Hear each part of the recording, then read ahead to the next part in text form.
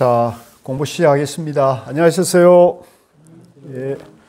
자, 잠깐 마음을 가다듬는 입정을 좀 잠시 하고 공부에 들어가겠습니다. 죽비 소리에 맞춰서 입정하겠습니다.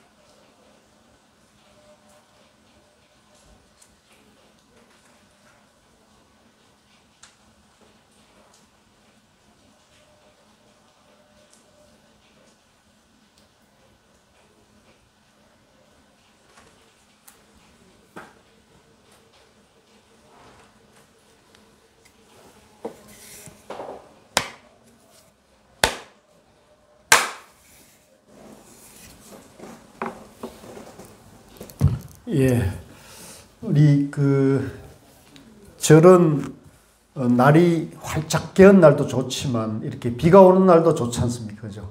예, 비 오는 대로 좋고 또 이제 맑은 날도 좋고 다 좋습니다. 예. 자, 우리 금강경 공부, 우리는 이제 중도로 보는 금강경입니다. 자, 교재 27쪽 10번째 분단 불국토의 장엄인데요. 자, 들어가겠습니다. 부처님께서 수보리에게 말씀하셨습니다. 그대 생각은 어떠한가? 열애가 옛적에 연등부처님 처소에서 법을 얻은 것이 있는가? 없습니다. 세존이시여. 열애께서 연등부처님 처소에서 실제로 법을 얻은 것은 없습니다. 수보리여, 그대 생각은 어떠한가? 보살이 불국토를 아름답게 꾸미는가? 아닙니다. 세존이시여. 왜냐하면 부처님 불국토를 아름답게 꾸민다는 것은 아름답게 꾸미는 것이 아니므로 아름답게 꾸민다고 말하기 때문입니다. 그러므로 수보리여, 모든 보살 마하살은 이와 같이 깨끗한 마음을 내야 한다. 자, 여기까지 이제 보시고요. 요 뜻은 이제 부처님께서 수보리에게 깨달음을 향해 가는 선남자 선여인은 항상 자기를 비우라. 그렇죠. 자기를 비우라. 그래서 아상, 인상, 중생상, 수자상, 이걸 이제 합해가지고 사상이라고 한다 그랬죠. 그러니까 내가 있다는 생각도 내려놓고, 그죠? 내가 사람이라는 생각, 내가 중생이라는 생각, 내가 목숨, 생명, 영혼이 있다는 생각, 그러니까 나라는 분별심, 나라는 고정관념을 비우라는 겁니다. 비워야 합니다. 그러면 나를 비우면 어떻게 되느냐? 이 세계와 연기로 하나 되어 존재하는 이 세계와 하나된 무아라고 하는 나, 중도라는 나를 이제 알게 된다는 거거든요. 그래서 여기서도 마찬가지로 수보리 생각은 어떠냐? 열애가 옛적은 이제 석가모니 부처님이 깨치기 전에 전생 시절에 이제 수행자 생활을 할 때가 있었습니다. 그때 그 시절에 주재하는 부처님이 연등 부처님이었다 그래요. 연등 부처님. 그러니까 석가모니 부처님 전에 부처님이 이제 연등 부처님인데, 이것은 하나의 이제 우리가 전설 속의 얘기라고 볼 수 있겠죠. 그래서 연등 부처님 처소에서 법을 얻은 것이 있는가? 없습니다. 세존이시여. 열애께서 연등 부처님 처소, 연등 부처님 시절에 실제로 법을 얻은 것은 없습니다. 이제 요 말은 연등 부처님 시절에 석가모니 부처님이 이제 수행자, 이제 도를 닦는 그런 수행자였는데, 연등 부처님이 이제 이렇게 오늘처럼 비가 많이 오는 날 진흙구덩이를 이렇게 건너가야 될 때였던가 봐요. 그때 마침 석가모니 부처님이 이제 그때 수행자의 시절에 그 연등 부처님을 건너가게 몸에 진흙을 이제 이렇게 엎드려 가지고 부처님이 이렇게 건너가 그 진흙구덩이를 밟지 않고 건너가게 하는 그런 보시를 했다 그래요. 그러니까 이제 그런 모습을 보고 연동 부처님이 이제 시타르타 태자를 보고 당신은 다음 생에 반드시 깨칠 것이다. 이렇게 이제 수기를 했다 그래요. 수기라는 거는 이제 일종의 예언 비슷한 것이죠. 예언 비슷한데, 자, 그러면 여기서 지금 보면 연동 부처님 처소에서 법을 얻은 것이 있느냐 했는데 법을 얻은 것이 없다 그랬잖아요. 왜 이 법을 얻은 것이, 그때 당신은 반드시 깨달음을 성취해서 부처가 될 것이라고 얘기를 했는데 왜 이 열애께서는 연동 부처님에게 법을 얻은 것이 없다고 할까요?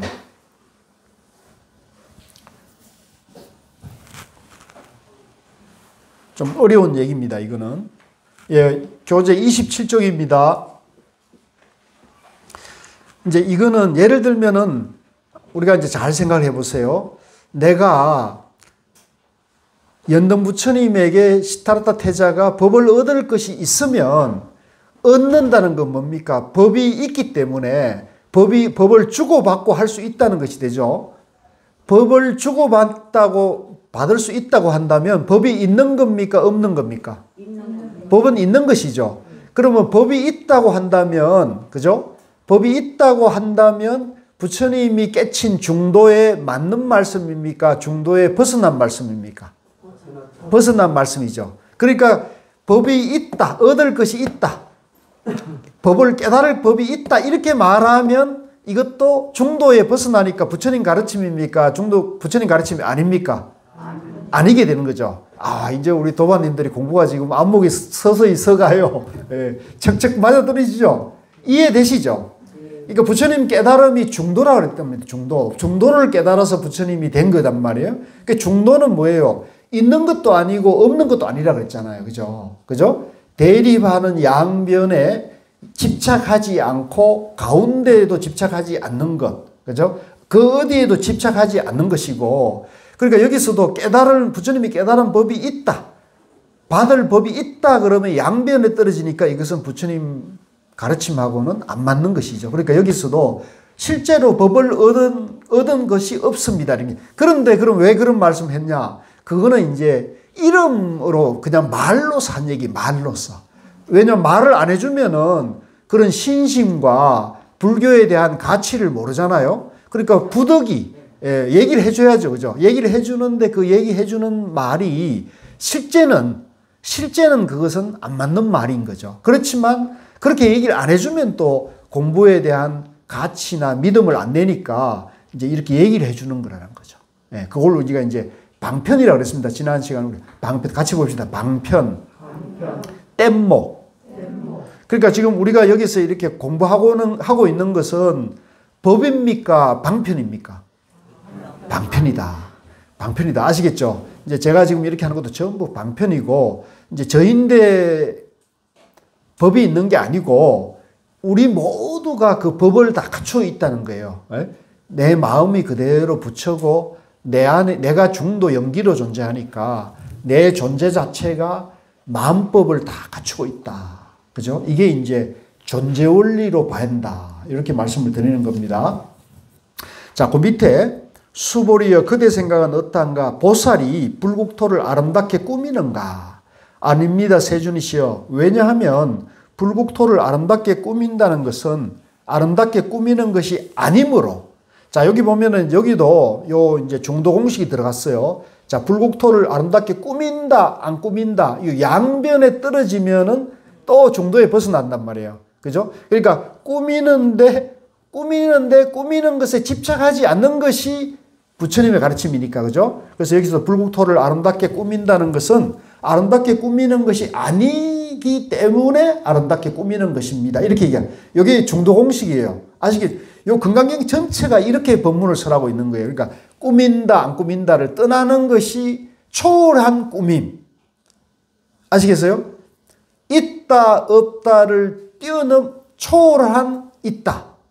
양변을 여인 법, 양변을 여인 있음, 양변을 여인 꾸밈, 장음이라고 그러죠. 장음. 그래서 여기서도 이제 장엄한다, 안 한다를 초월한 장엄이기 때문에 이제 중도의 장엄이 되는 거예요. 그래서 이게 중도 공식이라는 거고, 부처님이 이걸 깨달았고, 우리도 금강경을 열심히 공부해가지고 이 이치, 이 중도의 도리를 이제 우리가 이해하면은 그 이해한 눈으로 세상과 자기 마음을 보면은 우리도 중도의 마음을 쓸 수가 있는 거예요. 그러면 이제 우리가 참선이나 염불이나 이제 위파사나를 왜 열심히 하느냐 하면 이 중도의 마음을 자기 마음에서 완성시키기 위한 거예요. 그러니까 참선하는 것도 다른 이유로 하는 게 아니에요. 무슨 도인이나 이런 어떤 부처가 어떤 뭔가 특별한 그런 존재라는 게 아니라 내 마음 가운데 이 분별망상, 집착하는 마음을 몽땅 완전히 버리는 분이 이제 부처님 도인이고 깨달은 분인 거예요.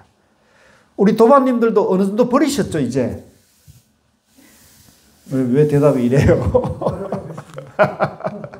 아마 연세가 드시면, 그죠? 저절로 버려지는 것도 있죠. 그죠? 우리가 젊었을 때는, 그죠? 욕망이나 뭐에 가득 차가지고 이제 저러는데, 이제 나이가 들면서 이제 세상에, 그죠? 여러 가지 덧없는 것도 알고 이렇게 되면서 이제 조금씩 가벼워지는데, 이제 이 부처님 가르침은 이걸 완전히 비운 사람, 그죠? 티끌 만한 것도 없어야 그걸 이제 깨달음이라 그러고, 이제 완전한 열반에 이르는 것이 되는 것이죠. 예. 그래서 우리가 이제 그때까지 부지런히, 그죠? 매일 금강경을 공부하시고, 또 참선을 이제 하시고, 염불을 하시고, 또 보시하고 봉사하시고 그러는데, 이제 오늘처럼 우리 그 오복기도마님 한번 잠깐 일어나 보실래요? 예, 우리 오복기도마님이 매일 우리가 공부할 때마다 좋은 보이차를 가져와가지고 이렇게 도반님들을 위해 공양을 하잖아요. 그러니까 우리 자기를 이렇게 비우면서 우리 도반님들을 위해 가지고 이렇게 정성을 이렇게 다하는 것이 곧 자기를 비우는 과정이 되는 거죠. 아시겠어요? 그러니까 우리가 꼭 자기 마음에 비우는 것도 좋지만은 이제 우리가 이렇게 생활 자체가, 그죠? 자꾸 이게 가족과 도반과 또 이제 이웃과 또 세상 사람들을 위해서 자꾸 베푸는 거. 그래서 우리 옛날 조상님들이 아주 지혜로웠습니다. 콩 한 쪽도 어떻게 한다 그래요? 콩 한 쪽도 나눠 먹는다 그러고, 백지장도 맞들면 낫다고 하는 우리 조상들의 지혜로운 말씀이 전부 부처님 법문이에요. 전부 부처님 법문입니다. 아시겠죠?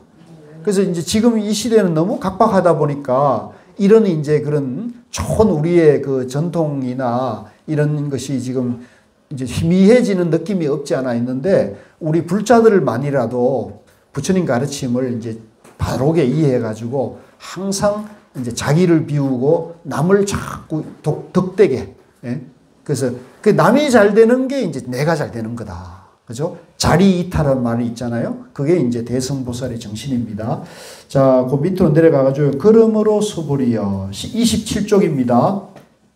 모든 보살 마살은 이와 같이 깨끗한 마음. 자, 여기서 깨끗한 마음이 바로 양변을 여인 마음입니다. 중도의 마음이죠. 그래서 이걸 이제 우리가 이제 유식하게 말하면 청정한 마음. 같이 해봅시다. 청정한 마음. 깨끗한 마음. 그 내 마음이 이제 내 안에 내 마음이 이제 시끄럽고 복잡하고 잡념, 번뇌, 망상이 가득 차 있으면 깨끗합니까? 지저분합니까? 지저분하죠. 막 얼룩절룩거리고 막 시끄럽고 복잡하잖아요, 우리 마음이. 근데 이제 그 시끄럽고 복잡한 잡념, 망상, 번뇌를, 분별심을 싹 비워버리면 내 마음이 깨끗하고 맑고 고요한 마음을 이제 청정한 마음이라는, 청정한 맑은 마음. 그래서 우리 예전에 법정 스님이 맑고 향기롭게 이렇게 운동을 했잖아요. 그 맑고 하는 것이 바로 청정한 마음, 우리 마음을 청정하게 하는 것이 세상을 깨끗하게 맑게 하는 것이다. 이런 얘기죠. 그래서 모든 보살들은 이와 같이 청정한 마음을 내어야 한다. 형색, 모양에 집착하지 않고 마음을 내야 하고, 집착을 하지 말고 마음을 내어라. 소리, 냄새, 맛, 감촉, 마음의 대상에도 집착하지 않고 마음을 내어야 한다. 자, 여기서 이제 그 다음 말을 밑줄 거세요. 마땅히 집착 없이 그 마음을 내어야 한다. 그 얘기가 왼쪽에 보면 한문으로 맨 위에 줄 오른쪽에 응무소주 이생기심 있죠. 요게 이제 그 유명한 금강경의 사구계 중에 하나인데, 요게 이제 금강경 법문 중에서 가장 핵심 중에 핵심이 되는 말이 요 법문이에요. 응무소주 이생기심. 그래서 우리가 이제 다음 주부터 이제 육조 단경을 공부를 하는데, 선종의 육조 조계 해능 대사가 요 법문을, 요 금강경의 요 법문을 듣고 깨달았어요. 그래서 그 육조 해능 대사는 이제 청년 총각이었는데 무식한 나무꾼 출신이었어요. 워낙 집안이 가난해가지고 서당도 못 다니고 한문을 배울 수 없었어요. 그래서 그냥 홀어머니 밑에서 어머니 봉양한다고 이제 시장에다가 산에서 나무를 해다가 시장에서 이제 팔아가지고 어머님을 이제 봉양하고 살았는데, 이제 어느 여관에 손님이 이제 나무를 좀 달라 그래가지고 손님에게 나무를 갖다 주고 나오다가 여관 그 마당에서 어떤 손님이 이 금강경을 열심히 읽고 있는데 응당 머무는 바 없이 그 마음이 난다. 이 얘기를 딱 듣는 순간에 이 해능 총각의 마음에 무심결에 그 마음이 가슴에 탁 와닿은 거예요. 닿아가지고 손님, 그 말씀이 참 너무 좋은데 그 책이 무슨 책입니까? 이렇게 이제 호기심이 나가지고 그 총각이 물어보니까 이 책은 금강경이란 책이요. 아, 그거 뭐 하는 책입니까? 그러니까 저 양자강 이북에 황매현의 오조사라는 절이 있는데 그게 오조 홍인대사라는 분이 이 금강경 한 권으로 부처가 되는 길을 얘기하고 있다, 가르쳐주고 있어. 나도 거기서 공부를 하다 왔어. 이렇게 얘기하는 거예요. 그러니까 이제 이 해능 행자는 무식했지만, 야, 저 말이 너무 좋다. 아, 그래서 나도 저 공부를 한번 해봐야겠다. 이 마음이 이게 마음속에 혹 일어난 거예요. 그러니까 이런 걸 보면은 이 육조 해능 대사 같은 분은 이제 그걸 일러가지고 이분은 이제 전생부터 공부를 해온 수행자이기 때문에 금생에 이런 인연을 만나가지고 마음이 확 발심이 됐다. 이렇게 우리가 이제 성철 스님도 그렇게 말씀하셨고, 고우 스님도 이제 그렇게 말씀하셨다 그래요. 고우 스님도. 우리가 통상적으로 이해할 수가 없죠. 글자도 모르는, 그죠? 불교를 전혀 모르는 그 무식한 나무꾼 총각이 그냥 금강경 한 구절을 듣고 어떻게 발심을 해가 출가를 했을까? 이거 이해할 수가 없죠. 그래서 고우 스님께서도 이제 서홍 스님께도 여쭤보고 또 성철 스님께도 여쭤보니까 이제 어른들이 그렇게 말씀해요. 그거는 이제 오조 홍인 그 육조 해능 대사 같은 분은 전생부터 이미 공부를 해온 사람이기 때문에 이제 금생에 이런 인연이 만났을 때 바로 이제 가서 8개월 행자 생활하고는 거기서 바로 깨친 분이다. 이렇게 보는 거죠. 그래서 우리도 몰라요. 우리도. 그래서 제가 이제 죄송하지만은 제가 자꾸 중학교 2학년 때 제 얘기를 하잖아요. 처음 듣습니까? 들어보셨잖아요. 그죠? 중학교 2학년 때 제가 이제 그 박문호 박사라는 분이 대학 1학년인데 이제 장육사라는 절에서 제가 이제 전혀 불교를 모르는, 그죠? 이제 그런 중학교 2학년생인데 저 부처님을 가르치면서 저분이 누구냐고, 왜 우리가 절을 해야 되냐고 그랬더니 부처님이지. 그러니까 부처님이 누구냐고요. 그랬더니 깨달은 분이야. 너도 깨달으면 저기 앉아서 법을 설할 수가 있어.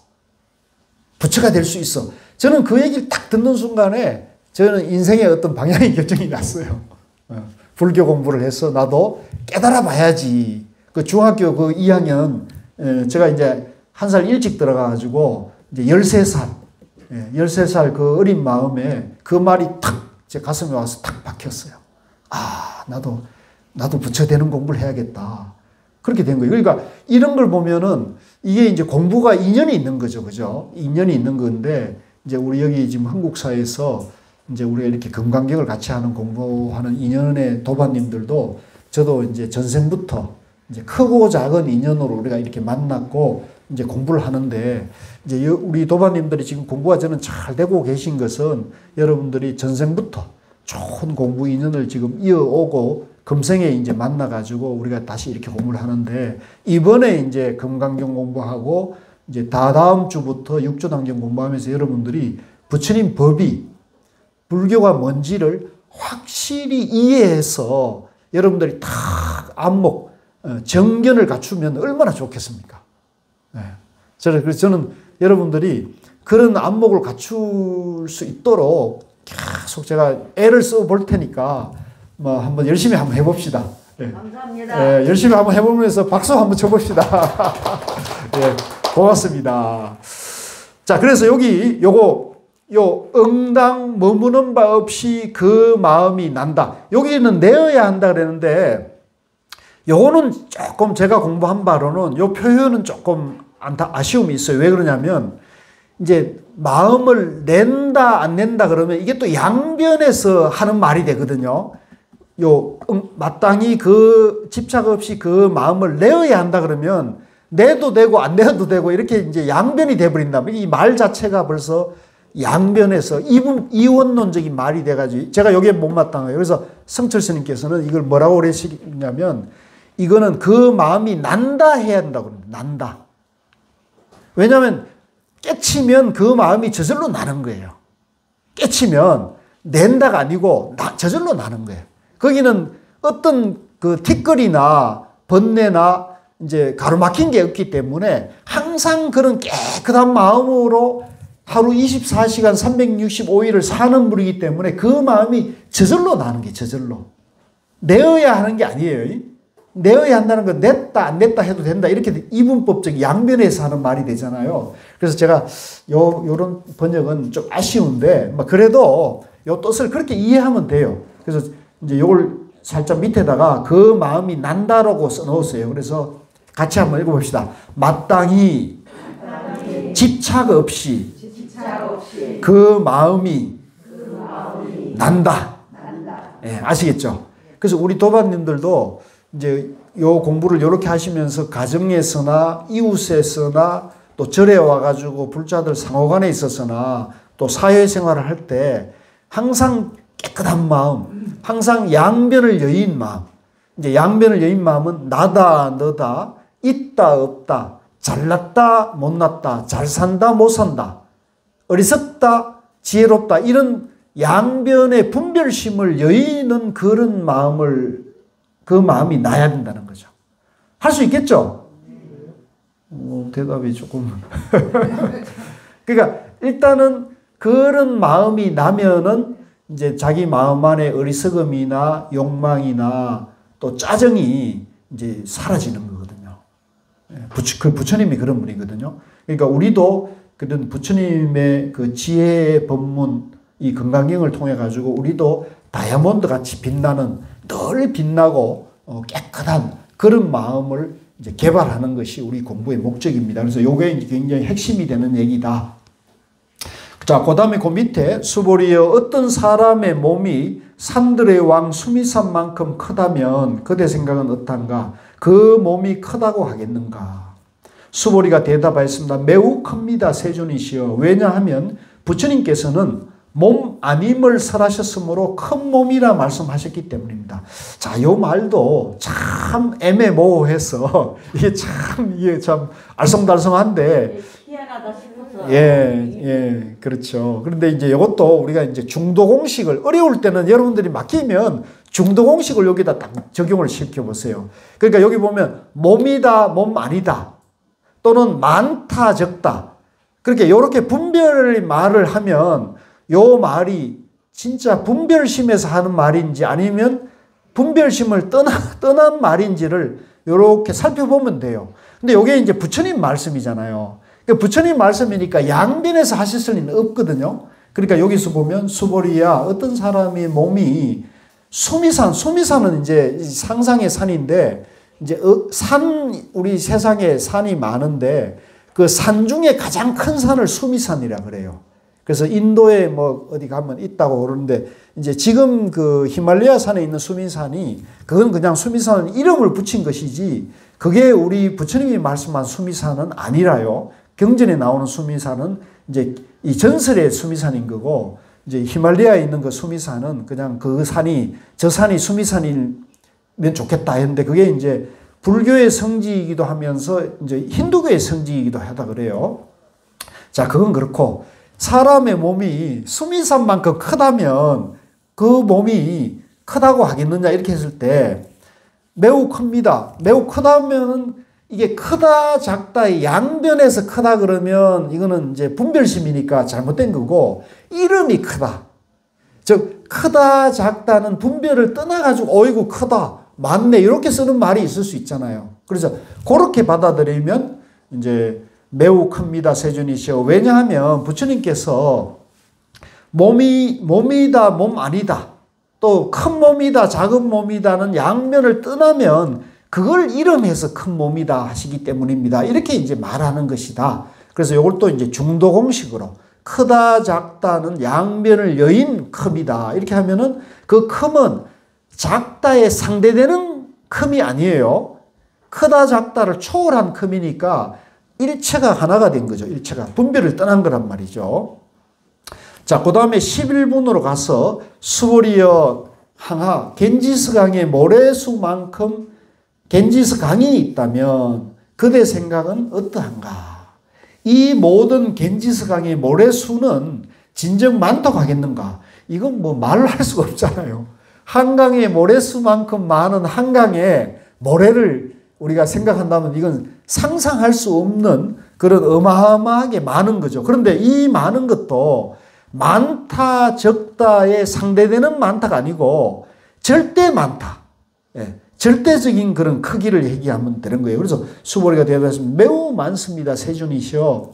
겐지스 강들만 해도 헤아릴 수 없이 많은데 하물며 그 겐지스 강 헤아릴 수 없는 겐지스 강들의 모래들은 이건 상상할 수 없는 많음이죠.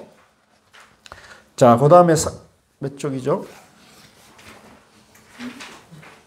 30쪽이죠. 수보리여 내가 지금 진실한 말로 그대에게 말한다. 자, 수보리야 잘 들어라. 내가 이제 진짜 참된 말을 해줄 테니까 이제 정신을 잘 차리고 들어라. 선남자 선여인이. 자, 여기 보면요. 보살이라 그동안은 이제 보살을 얘기하다가 이번에는 갑자기 선남자 선여인을 얘기하고 있어요. 이 선남자 선여인은 어떤 사람들을 가리킬까요?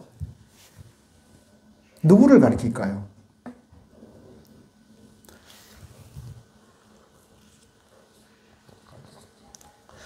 이제 제가 그냥 이해할 때는 보통 사람들, 그러니까 상식적이고 그냥 착하게 살려고 하는 사람, 보통 사람들 있죠. 다 여기 오신 분들은 다 보통 사람들 아닙니까?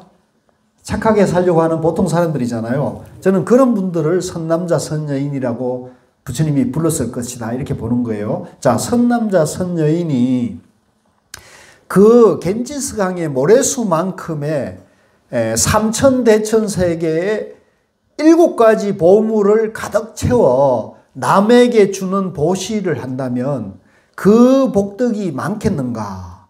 이 복덕은 어마어마하겠죠. 그죠?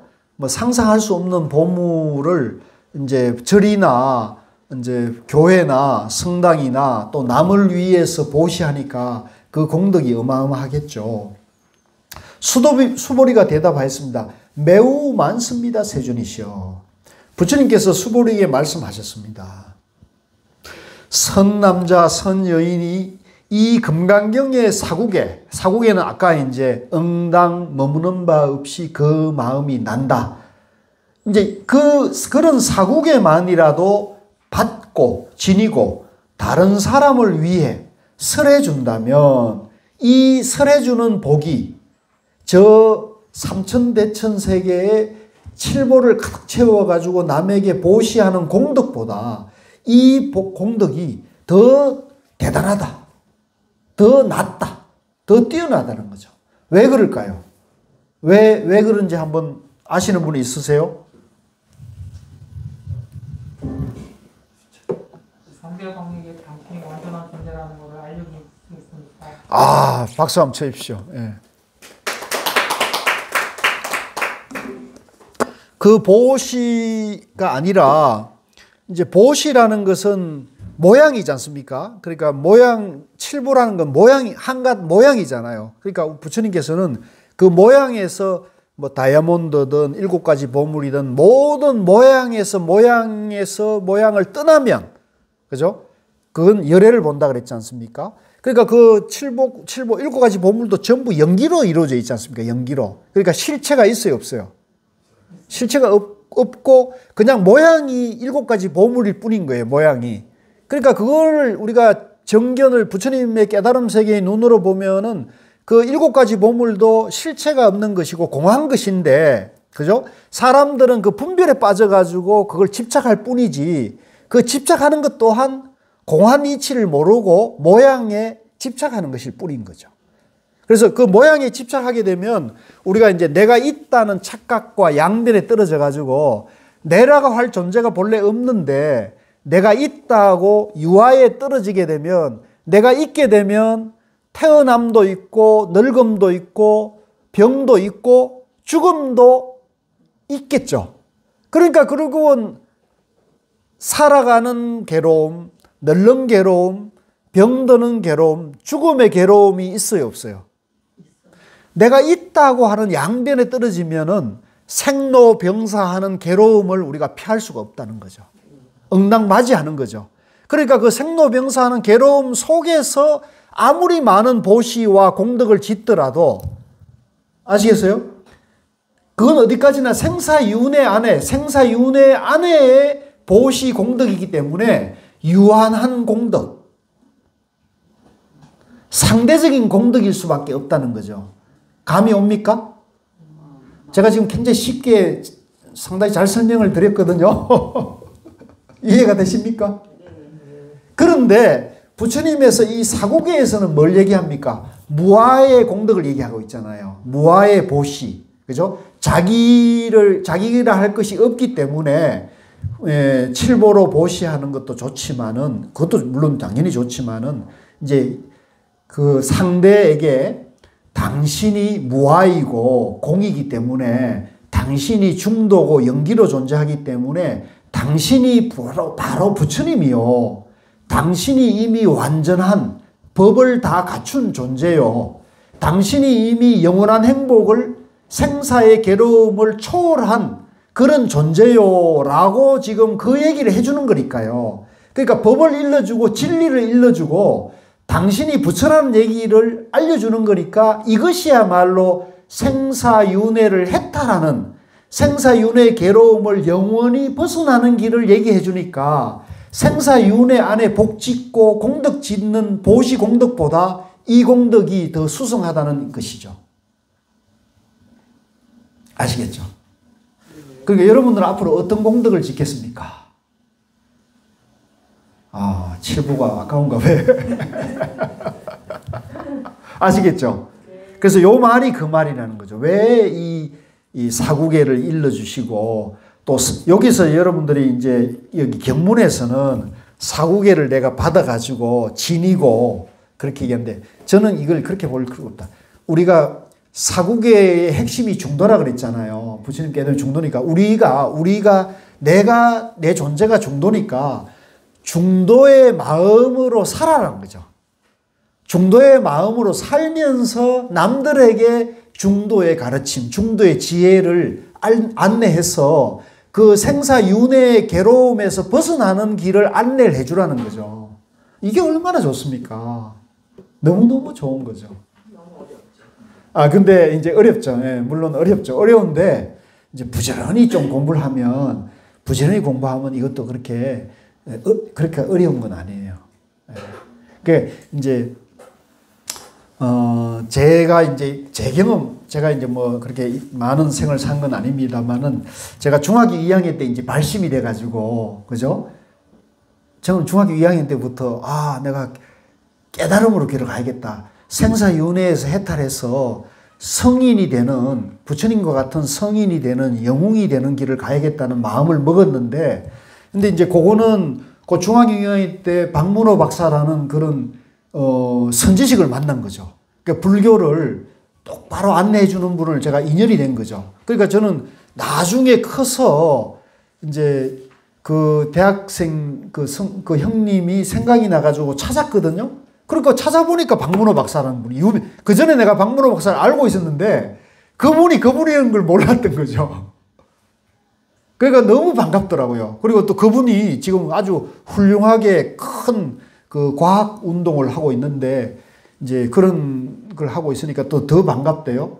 근데 이제 제가 전에 말씀드렸지만은 그분이 저에게 불교가 부처가 깨달은 분이라고 너도 깨달으면 부처가 될 수 있는 그 길을 열어줬지만은 정작 이분이 불교의 깨달음 길로 가시진 않고 과학으로 간 거예요, 이분은. 그래서 제가 이제 그 상간에 저는 누구를 만났느냐 하면 이리저리 아무리 찾아도 깨달음의 길에 대해서 분명하고 제 마음에 흡족하게 일러주는 분을 제가 못 만났어요. 이 경전을 봐도 잘 쳐도 이해가 잘 안 되고 그랬는데 저는 찾다가 저 태백산 꼴짜기에 춘향의 각화사에 서암이라는 암자에 계시는 그 태백산 선원장 하는 고스님이라는 분을 만났어요. 그분이 65살 때 제가 38쯤 돼가 만난 거죠. 그러니까 제가 13살에 불교에 발심을 했는데 이제 눈 밝은 선지식은 제가 38에 만난 거거든요. 고스님이 그때 65이더라고요. 2002년인데 저는 딱 처음 만났는데 한 6시간 동안 법문을 들었는데 그때 그 6시간 법문을 딱 듣고는 제가 처음 만남에 좀 이분이구나 하고 제 마음이 딱 결심이 서더라고요. 그동안 제가 이렇게 이리저리 숱하게 이게 조계종 일을 하고 많은 스님들을 만나고 했는데도 이 뭔가 제 마음이 우러러 나가지고 이분이 내가 공부를 배워야 될 분이다 하는 마음이 일어나는 분도 있었지만은 뭔가 이게 좀 흡족하진 않았는데 고스님 만나니까 제가 마음이 결심이 탁 섰어요. 그때. 그래가지고 그분을 의지해서 제가 성철스님 100일법문을 10번 보고, 그죠? 또 이제 건강경, 육조단경을 열심히 이렇게 보니까 한 10년쯤 되니까 부처님이 깨달음 세계가 중도 영기고 내 존재가 중도 영기라는 것이 이해가 되더라고요. 그러니까 이제 내 안에 있었구나. 내가 바로 본래 부처였구나. 그런데 이제 아직도 욕망이 일어나고 화가 일어나고 어리석음이 일어나니까, 그죠? 내가 그런 존재이긴 한데 아직 내 안에 분별 망상을 내가 아직 못 내려놓고 있다는 걸 알게 된 거죠. 그런데 이제 길은 이제 알았죠. 내 안에 분별 망상만 내려놓으면 되는 거다. 이제 그러니까 저는 길을 찾았는 것이 됐죠.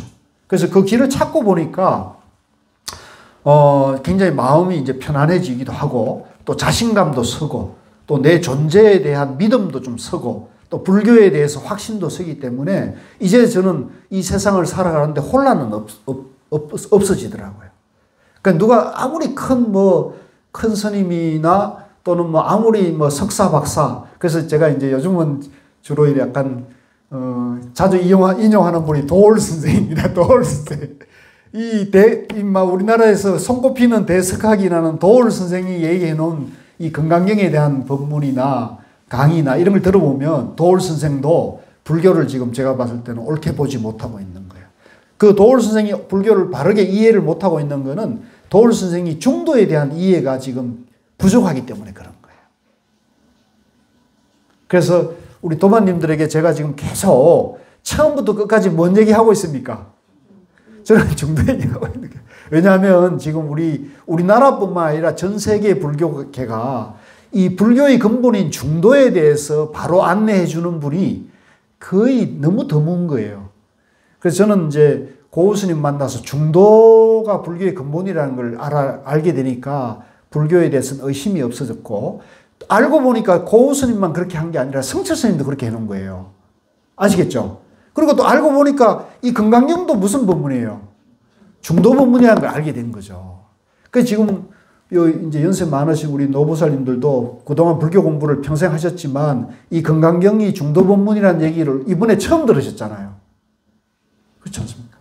그러니까 그렇게 지금 이 경전이나 이 부처님 경전을 중도로 보고 계시는 분이 많지 않은 거죠. 그래서 불교가 더 어렵게 느껴진다고 저는 보는 거예요. 그래서 이번에 여러분들이 공부하시면서 중도가 조금 이해되니까 금강경을 보니까 막힘이 별로 없어지지 않습니까? 그렇죠? 우리 성당에 평생 성당에 다니신 분은 어때요? 어떠세요? 예, 보세요. 지금 상당히 눈빛이 달라지시고 있습니다. 저분은 평생 성당 공부를 하시다가 명상의 뜻이 있어가지고 쭈삣쭈삣 할까 말까 하다가 지금 이제 큰 용기를 내가지고 참선 입문 과정에 오셨는데 이제 조금 자신감이 생기시는 것 같아요. 자신감이 좀 생기시죠? 저 대단하시. 박수 한번 쳐주세요. 네. 저 같은 사람은 저런 분을 보면 또 용기가 나는 거예요. 종교를 초월해서 이건 가능성이 있는 거거든요. 그리고 부처님도 여기서 그러잖아요. 불교가 아니라 이름이 불교다. 이해되시죠? 그러니까 불교라는 울타리, 불교라는 그런 이데올로기, 불교라는 종교적인 분별심에 그 상에 갇혀 있으면 불교를 바로 이해한 겁니까? 못한 겁니까? 그럼 바로 이해 못한 것이죠. 이게 불교의 위대한 가르침이라는 거예요. 이게 그러니까 부처님은 정말로 위대한 분이에요. 종교를 초월하게 만들잖아요. 저는 그러니까 그런 부처님의 모습을 보면 감동을 안 할 수가 없어요. 너무나 대단한 분인 거죠. 너무 이게 내가. 그래서 이제 우리 도반님들이 좀 어렵더라도 계속 중도 공부를 이해할 때까지 해야 돼요. 그죠? 그러니까 앞으로 이제 10년이 남았던 20년이 남았던 거죠. 내가 이제 남은 인생 중도 공부하다 죽는다. 이렇게 생각하면 마음이 딱 정해지고, 그렇게 하다 보면 저는 그렇게 어렵지 않습니다. 예, 그렇게 어렵지 않아요. 그래서 이제 이 사국계를 중도를 이해하는 겁니다. 중도를 이해해가지고, 중도를 이해하고 보니까 나도 부처, 너도 부처, 교회에 나가도 부처, 성당에 나가도 부처. 부처라는 말이 이제 조금 어감이 저러면 성당에 나가거나 교회에 나가거나 절에 나가거나 힌두교 사원에 나가거나 알라신을 믿거나 존재 원리는 다 완전하다는 거죠. 존재 원리는 중도 용기로 존재한다. 이건 이해되시잖아요. 그죠? 그러니까 그렇게 보면 아무 차별이 없는 거죠. 그래서 그걸 알려주는 이것은 정말로 큰 복이다. 예. 그래서 그 다음에 12분에 와가지고 올바른 가르침의 존중 또한 수벌이여 이 금강경의 중도 사국에만이라도 설해지는 곳곳마다 어디든지 모든 세상의 천신, 인간, 아수라가 마땅히 공양할 부처님의 성지임을 알아라. 이 말도 참 재미가 있습니다. 우리가 이제 중도 설법을 해주는 것이 그게 어디든지, 그게 가사, 교회에 쓰든 성당에 쓰든 회교 사원이든 절이 쓰든 집이든 화장실이든, 그죠? 어디서든지 간에 우리가 중도의 마음, 중도의 법문이 행해지는 곳이면 모든 세상에 하늘의 신, 이제 제가 지난 시간에 우리 불교에서는 하늘 신도 부처님보다도 한 등급 아래라 그랬죠. 즉 부처님은 생사윤회, 육도윤회를 해탈하시고 자유자재한 어디도 가실 수 있는 분인데, 이 하늘신은 우리가 이제 이 육도윤회의 공간에서 가장 높은 곳에 가 있는 거예요. 하늘 세계에 사신 분이에요. 근데 하늘 세계에서도 잘못을 범하면 어디로 갈까요? 다시 지옥에 가는 거죠. 그래서 우리가 그리스 로마 신화에 보면 그 신들의 왕 제우스도 맨날 부인하고 막 삐걱대고 싸우면서 바람을 피잖아요. 그죠? 그 남봉짓을 하면은 나중에 그 제우스도 어딜 가느냐. 우리 불교의 가르침 안에서는 제우스도 그 외도하고 이렇게 그 나쁜 짓을 하면은 저 지옥을 갈 수 있다고 하는 거죠.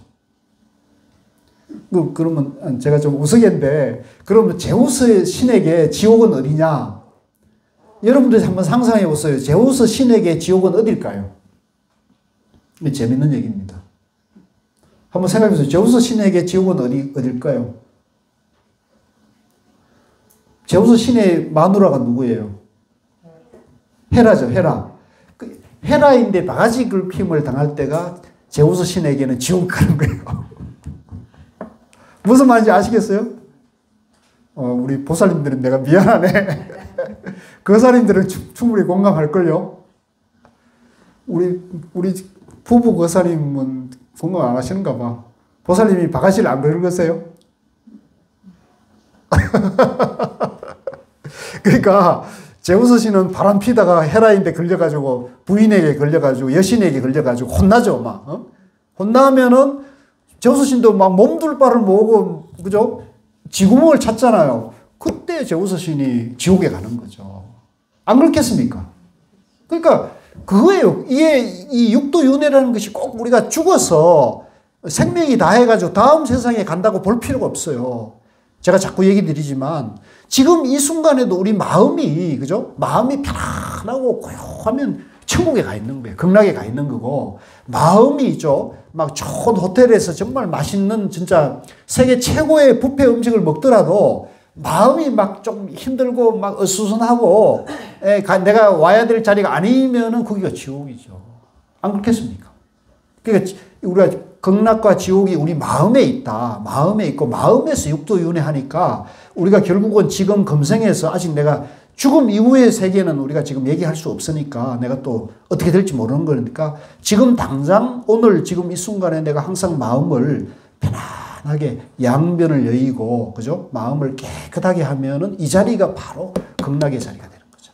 그래서 우리가 이 금강경 공부를 하면서 그걸 하는 겁니다. 그러니까 수벌이여 이 금강경의 중도 사국에만이라도 설해지는 곳곳마다 어디든지 모든 세상에 하늘신, 인간, 아수라는 뭐냐면은 이제 그 악귀, 이제 귀신은 귀신인데 이제 요거는 남을 자꾸 해코지하고 괴롭히는 것이 즐거움을 느끼는 그걸 우리가 아수라라 그러죠. 그래서 영화도 보면 아수라라는 영화도 있고 그러죠. 그러니까 사람을 해치고 고통을 줌을 통해 가지고 쾌감을 느끼는 아주 이 못된 귀신을 우리가 아수라라고 합니다. 아수라. 그래서 아수라가 마땅히 근데도 이 하늘신이나 인간이나 아수라가 이 중도법문을 들으면 공양을 해요. 왜 공양을 할까요? 이 사람들은 전부 육도윤회 안에 있는 생사윤회 안에서 즐거움과 고통을 느끼는 사람이지만 이 중도법문을 들으면 이 천신이나 인간이나 아수라나 지옥 중생이 모두 본래 부처라는 얘기를 해주잖아요. 그러니까 이 무한한 가능성의 법문을 들으니까 악귀나 아수라나 천신이나 인간도 아이고 부처님 고맙습니다. 이렇게 공양을 마땅히 할 수 있다는 거죠. 좋죠? 그래서 마땅히 공양할 부처님의 탐묘는 이제 흔히 말할 때 성질이라고 성질. 부처님은 이제 열반에 드셔버리면 부처님의 형상이 이제 사리에 이제 사리를 부처님처럼 모시게 되는 전통이 있는 거예요. 그래서 사리를 모시고 거기에 탑을 쌓고 그걸 이제 탐묘, 이제 스투파라 하기도 하고요. 그래서 우리가 이제 예를 들면은 흥국사에도 여기 법당 앞에 탑이 있잖아요. 그죠? 요 탑이 이제 부처님의 사리를 모시고 부처님을 상징하는 것이 탑이에요. 그래서 요게 이제 탑신앙이라 그러는데요. 근데 이제 대성불교권으로 와가지고는 이제 부처님을 이제 대웅전이라 가지고 우리 인간인데 생사윤회를 해탈한 큰 영웅이니까 이제 우리에게 해탈의 길을 안내해 주신 분이니까 큰 영웅이니까 대웅이라고 하고 성인이 사는 그 집을 우리가 전이라 그러잖아요. 그래서 대웅전 그러고 저 유교에서는 이제 뭐 공자 맹자를 모신 사당을 대성전이라고 그 불교를 본떠한 거예요. 대성전이라는 거죠. 탐묘임을 알아야 한다. 하물며 이 금강경 전체를 받아 지니고 읽고 외우는 이것도 우리 도반님들 이 금강경을 뜻도 모르고 받아 지니고 외우면은 그런 사람이 될 수 있을까요? 그건 안 되는 거예요. 이해도 못하고 뜻도 모르는데 흉내 낸다고 해가지고 그러면 안 되죠. 그러니까 만약에 흉내 내면은 저 감옥에 가서 살인을 저지르고 감옥에 가가지고 죽음을 앞둔 사람이 아 이거 금강경 외우면은 극락에 간다 그래가지고 그 사람이 금강경을 읽고 외우고 뜻도 모르고 이치도 모르고 자기 지은 죄를 참회하지 않고 입으로만 달달달달 금강을 외운다 해가지고 극락에 갈 수 있습니까? 극락에 갈 수 없죠.